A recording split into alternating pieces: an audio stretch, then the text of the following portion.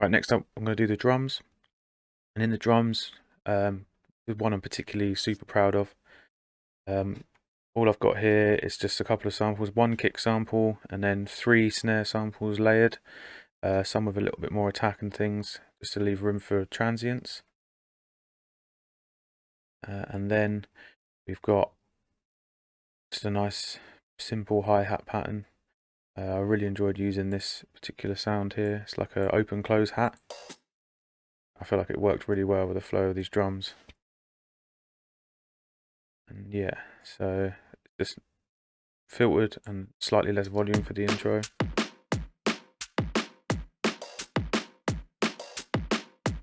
And then when it gets to the drop,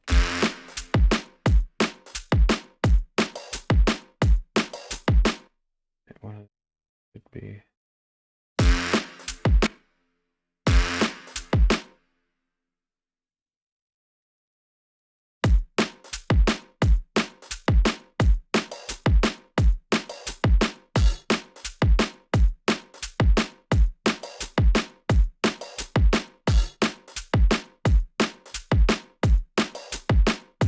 Very simple, and then I've just got another kind of shaker thing coming in. Oh, sorry, that's a ride here. And here I've got another hi-hat that does a little bit of that traditional drum and bass pattern. And I've got them all kind of panned differently, just to leave space for each of them and add a bit of width to the track. So as before, I've got a kick snares, they go into their respective buses, and then bit of processing, so there's just EQ in the snare, little boost and a cut on the snare drum. The kick, there's a similar thing here, boost and a cut under 40 hertz. Just I feel like that's just unnecessary for the kick, and it also adds a nice bit of headroom. No individual processing on each of the sounds. Similarly with the hats, to be honest. I think just so then the kick and snare bus, they go here with a little bit of parallel distortion. One channel go at one route there, and then the distortion parallel Camel Crusher.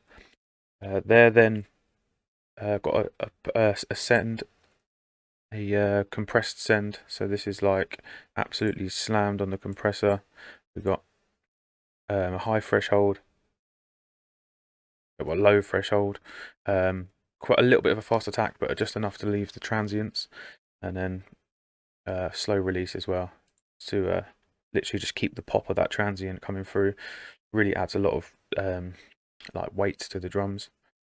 And the hat bus is then joined together with those two to make the big drum bus. Just some saturation on there.